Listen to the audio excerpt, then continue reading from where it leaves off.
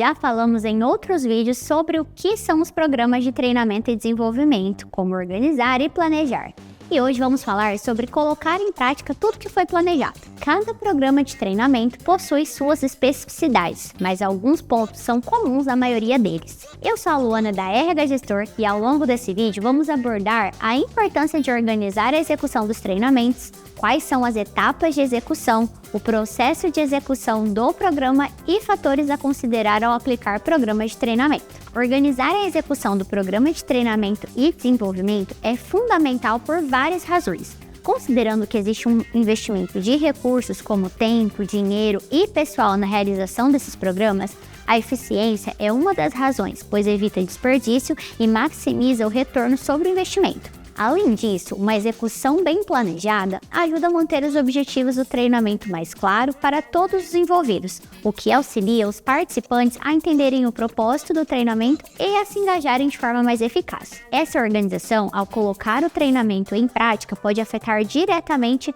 no engajamento dos participantes, que tendem a se sentir mais motivados e envolvidos no processo se os eventos forem bem estruturados e com materiais preparados previamente. Assim como facilita a avaliação do treinamento, o que permite com que os organizadores coletem dados importantes sobre o desempenho dos participantes, garantindo a eficácia do conteúdo do treinamento e áreas que podem precisar de ajustes futuros.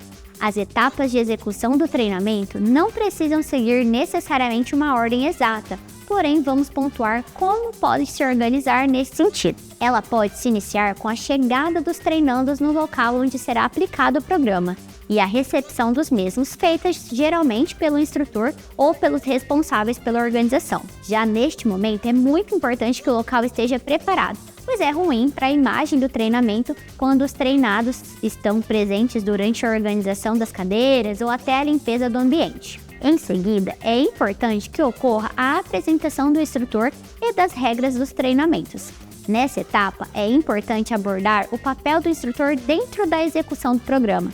Para isso, pode ser pontuado que ele deve atuar como um educador, identificar, reconhecer e proporcionar atividades de acordo com as fases do grupo, encorajar a ação e reforçar o processo segundo as etapas do ciclo de aprendizado. Além disso, os instrutores costumam firmar um contrato de compromisso e confiança com os participantes, visando deixar bem claro o comportamento esperado, o que pode variar de acordo com o objetivo do treinamento, como os horários, por exemplo.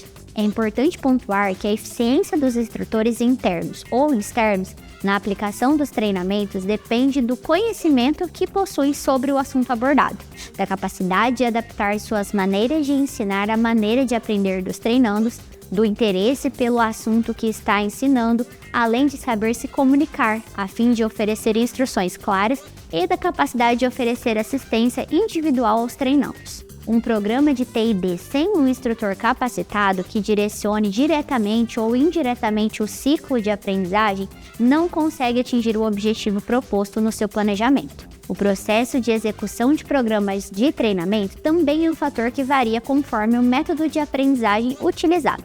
Para que fique mais claro, vamos utilizar dois exemplos: o método de aprendizado expositivo e o ciclo de aprendizagem vivência. Começando pelo método de aprendizagem expositivo. Esse método consiste em palestras e treinamentos no ambiente de ensino formal, que após receber os participantes, o instrutor deve fazer uma apresentação de seu currículo, pedir que os treinandos se apresentem, incluindo nome, cargo, idade, expectativa em relação ao programa, entre outras informações que possam ajudar na identificação do perfil do treinando. Outras informações que irão ajudar o instrutor na execução do programa são explicar o tema do programa, dar espaço para perguntas, expor o conteúdo programático através de explicações, exemplos, debates, exercícios, vídeos, documentos, entre outros. Por fim, realizar o fechamento do programa, pedindo para os participantes pontuarem o que assimilaram do treinamento, para que eles percebam a importância do tema para a vida pessoal e profissional. Um exemplo desse tipo de programa são os treinamentos sobre acidentes no trabalho.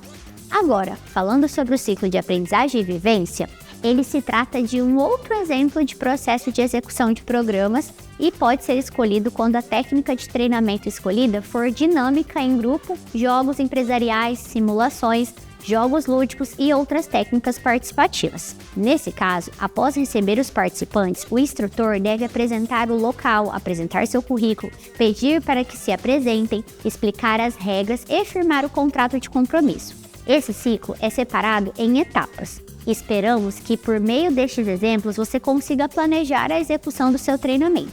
Alguns fatores devem ser levados em consideração na aplicação dos programas de treinamento para que eles tenham sucesso e consigam atingir o objetivo proposto, sendo eles o tempo da aplicação, que não deve exceder 3 horas sem ter pausas, o custo deve estar de acordo com o orçamento estipulado pela empresa, o conteúdo deve ser fácil de assimilar pelos participantes e é importante que haja uma preparação do grupo para evitar a ansiedade dos participantes. Instruções verbais ou escritas são fundamentais para a compreensão do jogo. A postura do facilitador deve ser ética e adequada ao tema explorado. Os programas devem ser adequados às necessidades da organização e dos treinandos. O material de treinamento apresentado deve ser de qualidade. Deve haver uma cooperação dos chefes e dirigentes da empresa. Considere a qualidade e preparo dos instrutores, assim como a qualidade dos aprendizes. Sistema de feedbacks, a parte mais importante, pois quando os participantes conseguem compartilhar as suas experiências, o instrutor e a organização podem sempre melhorar os próximos treinamentos. Além disso, por parte do instrutor, é importante considerar trazer dados novos e interessantes sobre o assunto, criar dinâmicas que incluem a participação ativa das pessoas, relatando casos e opiniões. Também deve ser levado em consideração os colaboradores que não participaram do programa devido a algum tipo de afastamento, para que eles recebam posteriormente o mesmo treinamento. Nesse sentido, pode ser gravado para ser encaminhado posteriormente. Por último, mas não menos importante, depois que o programa é executado, é preciso monitorar seus impactos nos treinandos. Para isso, pode ser utilizadas avaliações que mensuram a reação à aprendizagem, comportamento, resultado e retorno do investimento no programa.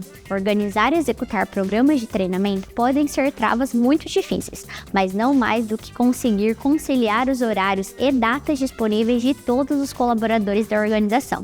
Nesse sentido, contar com uma universidade corporativa pode ser a chave para o seu time se desenvolva e evolua constantemente, adequando os treinamentos à sua rotina de trabalho. Agora, imagina ter uma universidade corporativa dentro da mesma plataforma que você administra os seus processos de recursos humanos. Isso é possível com a RH Gestor.